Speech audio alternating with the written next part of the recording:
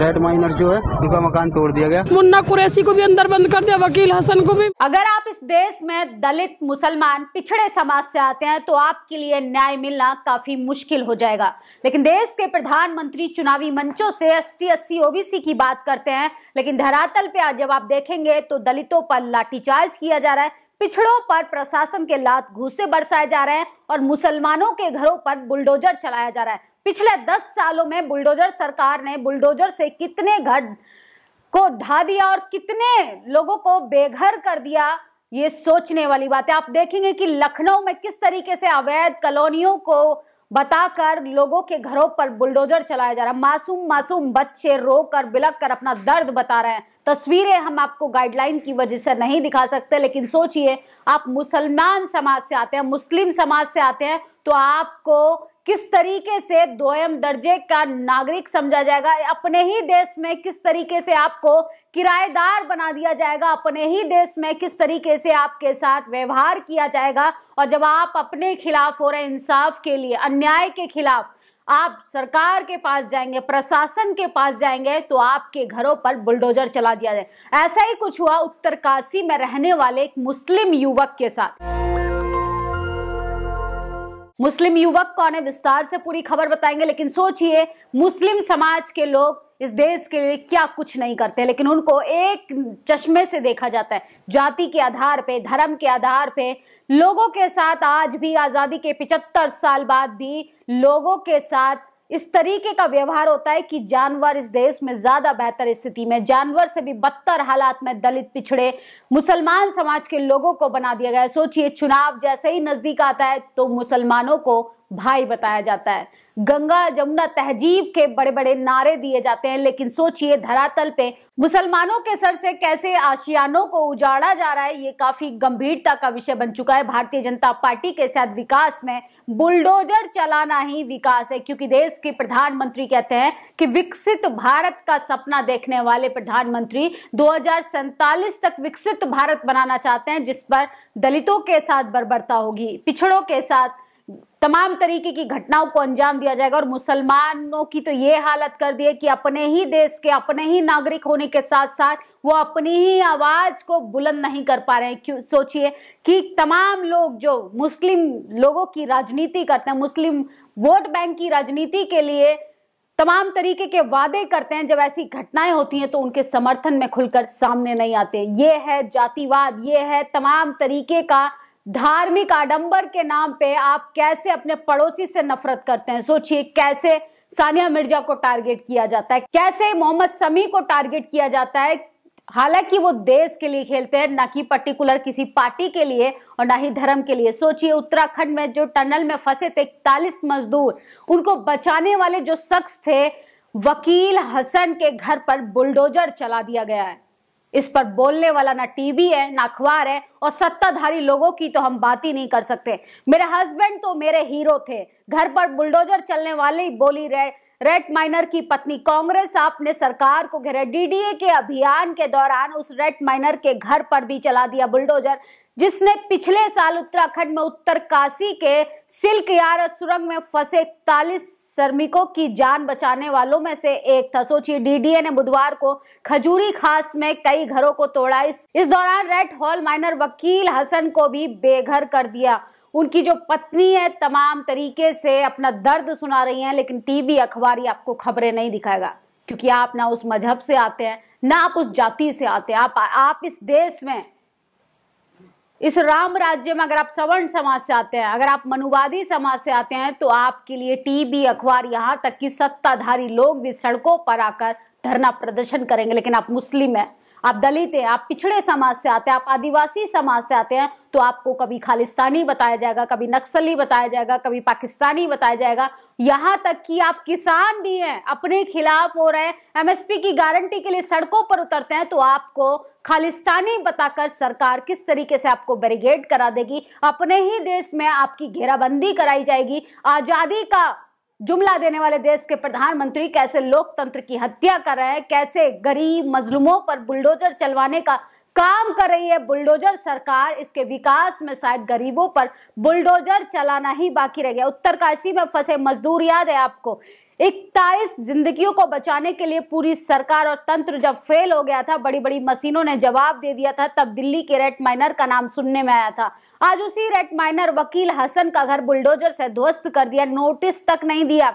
सोचिए कितने बेरहमी के साथ मुसलमानों के साथ बर्बरता की जा रही है, कैसे बिना नोटिस के, बिना इन्वेस्टिगेशन के, बिना जांच पड़ताल के लोगों के घरों पर बुलडोजर चला दिया जा रहा है, कैसे हल्द्वानी में तमाम लोगों की बस्तियों को उजाड़ा जा रहा है। अगर इलीगल तरीके से कोई बस्ती वहां पर बसाई गई है तो आप नोटिस दीजिए। सोचिए हल्द्वानी का केस तो कोर्ट में था, कोर्ट के फैसले से पहले ही वहां की डीएम साहिबा ने वहां पर बुलडोजर चलवा दिया, लोगों को बेघर कर दिया।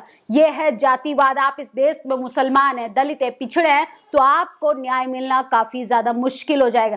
दिल्ली में ढहाया गया उत्तराखंड की सुरंग से मजदूरों को बचाने वाला शामिल रेट माइनर का मकान। उत्तरकाशी उत्तराखंड में हुए सुरंग हादसे के बाद 41 मजदूरों के बचाव में अभियान में शामिल होने वाले रेट माइनर वकील हसन का घर दिल्ली स्थित मकान ढा दिया गया। हसन ने कहा नोटिस दिए बिना डीडीए ने उनका मकान ढा दिया। वहीं डीडीए ने कहा कि ध्वस्तीकरण अभियान उस जमीन पर चलाया गया जो योजनाबद्ध विकास भूमि का हिस्सा है। सोचिए किस तरीके से लोगों के सर के ऊपर से आशियानों को एक झटके में उजाड़ दिया जाता है। ये सरकार का विकास है जिसमें गरीबों के लिए, मुसलमानों के लिए, पिछड़ों के लिए, दलितों के लिए, आदिवासियों के लिए, महिलाओं के लिए कोई भी स्थान नहीं रहेगा। हम दो और हमारे दो की नीतियों पर काम कर रही है सरकार। सरकार सिर्फ पूंजीपतियों का विकास चाहती है। टीवी अखबार में बैठे जातिवाद पत्रकार इन खबरों को दिखाना जरूरी नहीं समझते, क्योंकि उनको फुर्सत नहीं है सरकार की जी हुजूरी करने से। इसके साथ साथ सोचिए दलितों पर किस तरीके से बेरहमी के साथ हत्या कर दी जा रही है। रामपुर की घटना सबसे बड़ी घटना बन चुकी है। हादरस की तरह वहां पर डेड बॉडी को जला दिया गया। इन्वेस्टिगेशन जांच के साथ साथ सोचिए बिना किसी जांच पड़ताल के वहां पर लोगों को नहीं जाने दिया जा रहा है। चंद्रशेखर आजाद कितनी मुश्किलों के साथ वहां परिवार, पीड़ित परिवार से मिले, उनकी माता, उनका पूरा परिवार किस तरीके से परेशान है, हताश है, निराश है, लेकिन सरकार दलितों की थाली में खाना खाएगी क्योंकि चुनाव नजदीक आने वाला होता है। दलितों के पैरों को धोएगी क्योंकि चुनाव नजदीक आने वाला होता है। लेकिन सोचिए दलितों की जान की कोई कीमत नहीं है, मुसलमानों के जान की कोई कीमत नहीं है, महिलाओं की जान की कोई कीमत नहीं है। कैसे आदिवासी लोगों की जमीनें छीनकर उनको बेघर कर दिया जाता है, उनके पास जल, जमीन और जंगल ही उनका आसरा है, और कैसे उनको नक्सली कहकर उनकी जमीनों को हड़प कर कॉरपोरेट घरानों को दे दिया जाता है, क्योंकि ये सरकार सिर्फ पूंजीपतियों का विकास चाहती है। चंद्रशेखर होना बहुत टेढ़ा काम है। चंद्रशेखर होने के लिए लड़ना पड़ता है खुद से, व्यवस्था से, सल्तनत से, जम चुके रजवाड़ों से, रजवाड़ों की पाली हुई गालीबाज भीड़ से, और सबसे जरूरी है सड़क से। तब जाकर बनता है चंद्रशेखर। सोचिए सड़कों पर लगातार चंद्रशेखर आजाद हर घटना पर पहुंचते हैं। तमाम सांसद, 82 सांसद बहुजन समाज से आने वाले सदन के अंदर खामोश बैठे हैं। एक ऐसा व्यक्ति जो अभी ना सत्ता में है और ना ही पावर सेंटर में पहुंचा है, ऐसा व्यक्ति आपकी पीड़ा के साथ, दर्द के साथ लगातार सड़कों पर संघर्ष कर रहा है। तो बहुजन समाज से अपील है कि ऐसे लोगों को आप सड़क से उठाकर संसद भेजिए, क्योंकि हमें सड़क का नेता चुनना चाहिए जो हमारी तकलीफों को, हमारी परेशानियों को, हमारी निराशा को, हताशा को समझे, ना कि जाति के आधार पे जाति की मलाई खाने वालों को संसद में भेजे, जो जाके सिर्फ सरकार के आगे जी हुजूरी करे। सोचिए अध्यापिका हेमलता वैरवा के मामले को लेकर प्रेम वैरवा से मुलाकात कर ज्ञापन दिया, और लोग, भीम आर्मी के लोग लगातार बहुजन समाज की शिक्षिका के लिए धरना प्रदर्शन कर रहे हैं। सोचिए आप किसी के साथ जबरदस्ती करेंगे किसी की पूजा करने के लिए, किसी को पूजने के लिए।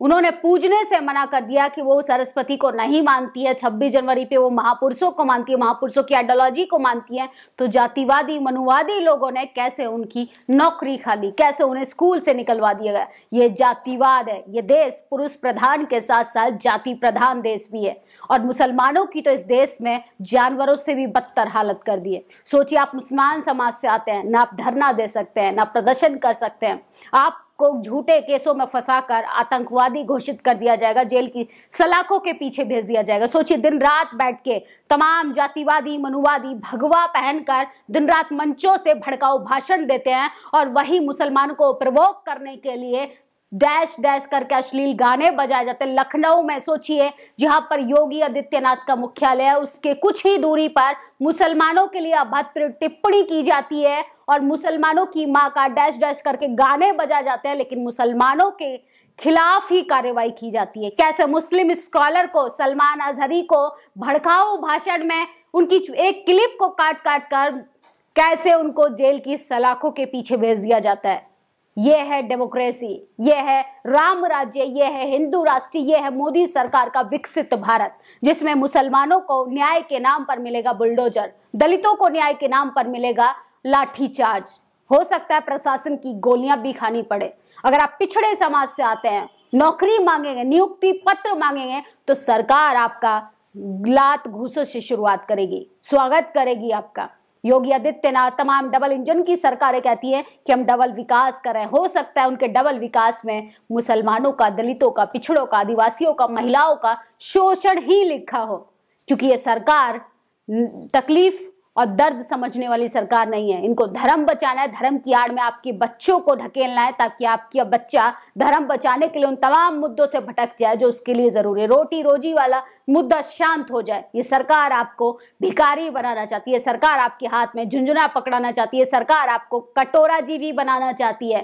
तमाम नौकरियां खत्म कर दी, मुसलमानों को बेघर कर दिया। सोचिए कैसे एक इंसान अपने घर आशियाने को बनाने के लिए पूरा जीवन संघर्ष करता है और आप उस पे जरा सा भी रहम नहीं खाते, बिना नोटिस के बुलडोजर चला देते हैं। क्या यही है मोदी सरकार का डेवलप भारत? क्या यही है विकसित भारत की कल्पना करते हैं देश के प्रधानमंत्री? क्या ऐसे विकसित भारत बनाएंगे कि जिसमें गरीबों के लिए कोई स्थान नहीं रहेगा, जिसमें महिलाओं के लिए, मुसलमानों के लिए कोई स्थान नहीं रहेगा?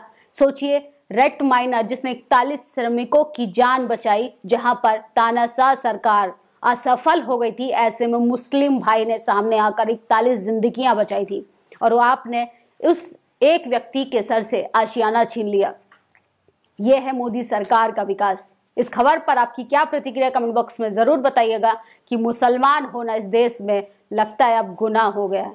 आप मुसलमान हैं, दलित हैं, तो आपको न्याय के आधार पर सिर्फ बुलडोजर मिलेगा। शुक्रिया। नेशनल दस्तक की आपसे गुजारिश है कि अगर इसको बचाना चाहते हैं तो नेशनल दस्तक को सब्सक्राइब करने के लिए रेड कलर के सब्सक्राइब बटन को दबाएं, फिर बेल आइकन की घंटी दबाएं। नेशनल दस्तक को बचाने के लिए बहुत जरूरी है कि हर खबर को शेयर करें, लाइक करें, कमेंट जरूर करें।